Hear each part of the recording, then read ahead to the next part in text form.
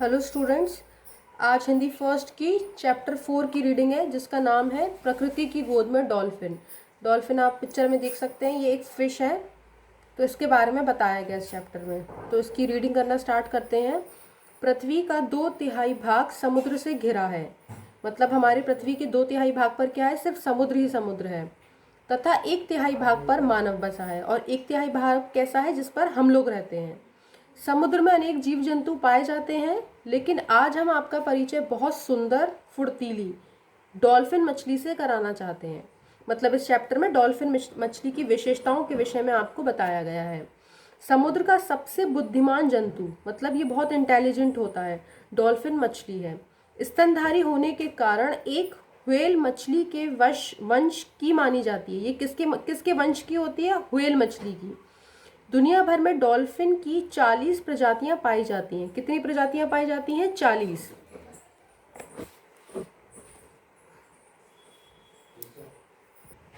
फिर देखिए, ये 4 फुट से 30 फुट तक लंबी होती है। कितनी लंबी होती है?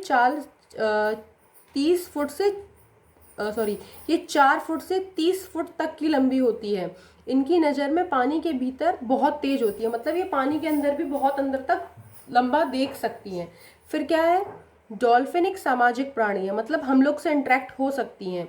ये समूह में रहती है, मतलब ग्रुप में रहती हैं। इनका भोजन घोंगे, छोटी मछलियाँ तथा अन्य समुद्री जीव होते हैं। ये क्या खाती हैं? घोंगे खाती हैं। छोटी छोटी जो मछलियाँ समुद्र में पाई जाती हैं वो खाती हैं, और अन्य जो समुद्री जीव होते हैं उन्हें भी ये खा सकती हैं। इनके शरीर का तापमान मनुष्य के समान ही होता है। बहुत से मनोरंजन पार्क में इन्हें पाला जाता है। वहाँ ये करतब दिखाकर बच्चों का मनोरंजन करती हैं। क्या करती हैं? ये बहुत ऊंची कूदती हैं, जिससे क्या होता है, जिसे देखकर हम लोग को बहुत अच्छा। इसके बाद देखिए, डॉल्फिन बहुत धीमी आवाज में सुनती है, मतलब धीरे से सुनती है। इसके दांत आवाज को रिसीव करने में एंटीना का काम करते हैं। मतलब इसके दांत भी इसको सुनने में मदद करते हैं। डॉल्फिन की समझदारी का परिचय इसी से लगाया जा सकता है कि ये मनुष्य पर कभी आक्रमण नहीं करती। मतलब हम लोग को अटैक नहीं करेंगे। अगर हम देखेंगे तो आप डर जाओगे, बट ये आपको अटैक नहीं करेंगी। ऐसे कई उदाहरण हैं जब डूबते हुए मनुष्य को बचाकर ये किनारे तक लाई है। मतलब ये हमारे लिए एक तरीके से अच्छी होती है। ये हमें खाती नहीं है, बल्कि हमारी हेल्प करती है। सपोज अगर हम डूब रहे हो तो ये हमें बचाने में हमारी मदद करती है। मोको नाम की एक डॉल्फिन ने भटक कर आई व्हेल और उसके बच्चों को समुद्र में गलत जगह फंस जाने पर सही रास्ता दिखाया था। इसी प्रकार एक शार्क के चंगुल में फंसे तैराकों को उन्होंने गोल घेरा बनाकर बचाया था।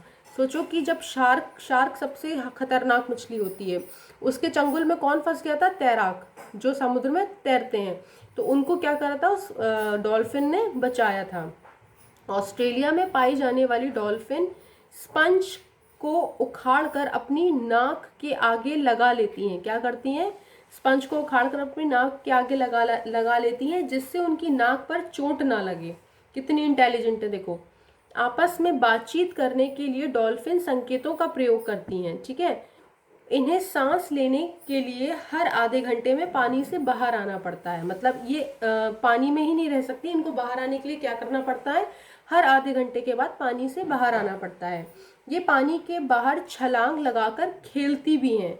इस तरह वे दूसरी डॉल्फिन मछलियों को शिकार का संकेत भी देती हैं। कई बार तो इन्हें तैराकों के साथ खेलते देखा जा सकता है। आजकल गुप्तचरी के लिए भी इनका इस्तेमाल किया जाता है। मतलब अगर कोई इन्फॉर्मेशन चाहिए हो तो इसका प्रयोग किया जाता है। भारत में गंगा में पाई जाने वाली डॉल्फिन का अस्तित्व संकट में है। क्या है? संकट में है, मतलब परेशानी में हमारे यहाँ जो पाई जाती हैं। इन्हें बचाने की योजनाएं बनाई जा रही हैं। जिस तेजी से नदियों में प्रदूषण बढ़ रहा है, उसी तेजी से इनकी संख्या भी घट रही है। अर्थात मतलब हमारे यहाँ पानी में कितना प्रदूषण बढ़ रहा है। प्रदूषण के बढ़ने से इनका क्या है? जीवन संकट में है। इनकी संख्या घटती जा रही है।